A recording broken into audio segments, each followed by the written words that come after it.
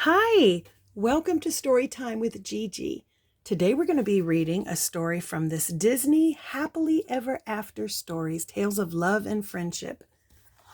Our story today is from Cinderella. It's called My Perfect Wedding.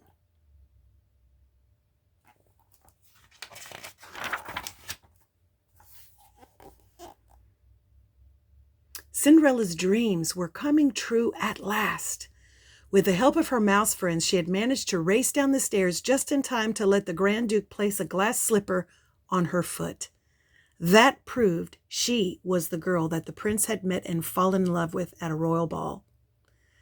Now she and the prince were going to be married, and their brand new life together would soon begin.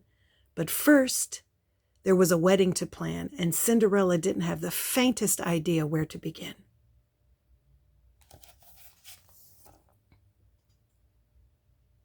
Prudence, who ran the castle household for the king, was happy to take charge. She sat with Cinderella and read off a long list of things that needed to be done for the wedding.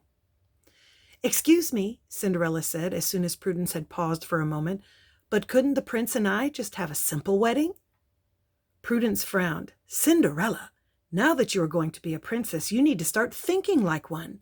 This should be the grandest wedding the kingdom has ever seen."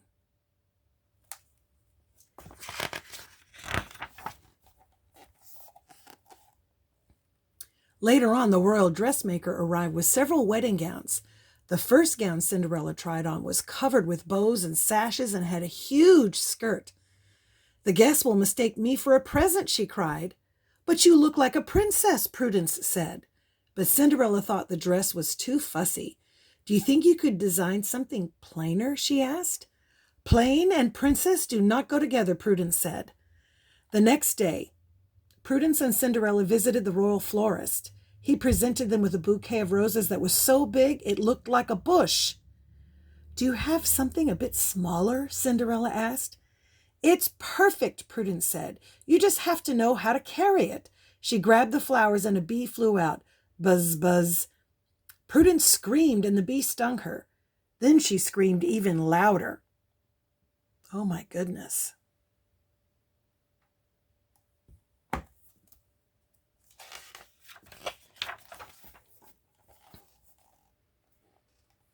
That afternoon, the mice found Cinderella all by herself in the garden. "Where's Boss Lady?" asked Gus. "Poor Prudence," replied Cinderella. "She got quite a nasty bee sting. The royal physician says she has to stay in bed for the rest of the day." "But what about the wedding plans?" Jacques asked.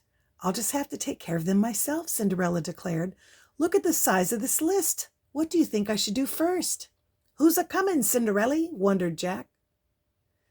"The guest list. Good idea, Jacques. Let's see.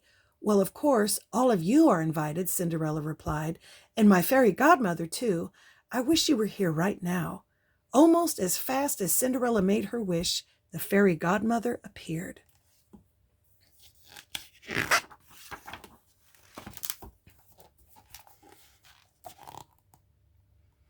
"I just love weddings," the fairy godmother said, "and I'm sure everything you've picked out is wonderful." Cinderella admitted she hadn't started planning. "When is the wedding, dear?" asked the fairy godmother. Gus counted on his fingers. "Tomorrow," he announced. "Oh, my goodness, child," said the fairy godmother. "We'd better get started." "Lots to do," Jacques added. He and Gus showed Prudence's list to the fairy godmother. "We'll plan an absolutely magical wedding for you, dear," the fairy godmother gushed. "Now, let's begin with the dress." She waved her wand and Cinderella was instantly adorned in an elegant white gown. But the fairy godmother had forgotten something. "It's beautiful," Cinderella said, "but don't you think it needs a veil?"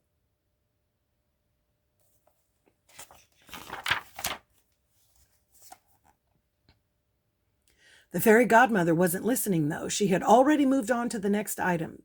"Invitation," she declared. In the blink of an eye, thousands of lovely cards sat in stacks around the room. "Now we shall prepare the feast and make the cake," the fairy godmother announced. Cinderella changed back into her blue dress and followed the fairy godmother to the royal kitchen. Meanwhile, 3 of the mice lifted some scissors and cut a small piece of fabric from underneath Cinderella's wedding gown. Then they threaded needles, pulled out a box of tiny pearls, and began to make a veil. The rest of the mice each took a stack of cards to deliver. They didn't get very far before their plans were spoiled by Pom-Pom, the castle cat. "Phew, close a call," Jacques cried as he and Gus raced to the kitchen where Cinderella was with the fairy godmother.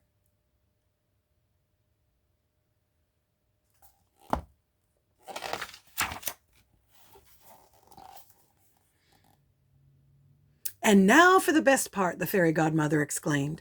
With one grand sweep of her wand, she created the biggest, fanciest cake Cinderella had ever seen. "What do you think?" the fairy godmother asked. Prudence will love it," Cinderella said, trying to hide her disappointment. "And speaking of Prudence, I really should go see how she's feeling."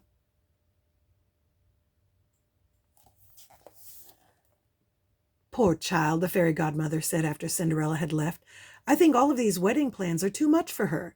Jacques and Gus tugged at the fairy godmother's sleeve. "Cinderella likes smaller things," Jacques told her. Gus pointed proudly to himself. "Like mice." All at once, the fairy godmother understood why Cinderella hadn't been thrilled.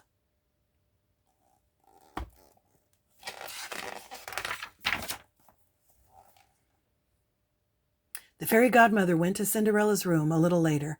"I'm afraid I may have gotten a bit carried away, my dear," she confessed. "Now tell me, what would the wedding of your dreams be like?" After listening to Cinderella, the fairy godmother began to perform her magic. With a wave of her wand, the veil was finished. Then the invitations were sent to a smaller group of people. "Now, let's cut that cake down to size," the fairy godmother said with a twinkle in her eye. As they walked into the kitchen, Cinderella turned to the mice. "Thank you, my little friends," she said gratefully. "Anything for you, Cinderella," Jacques said. "Bibbidi bobbidi boo," the fairy godmother cried as she pointed at the cake. It shrank and shrank until it was the size of a normal wedding cake.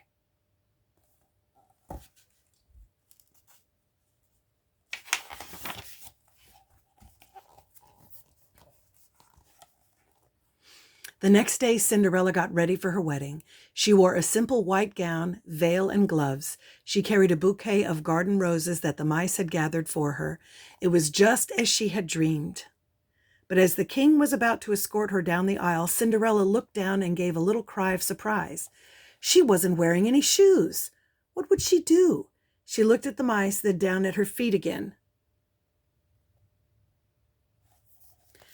The fairy godmother followed the bride's gaze. "Good heavens, child," she exclaimed. "You can't get married in your bare feet." She waved her wand, and suddenly Cinderella was wearing glass slippers.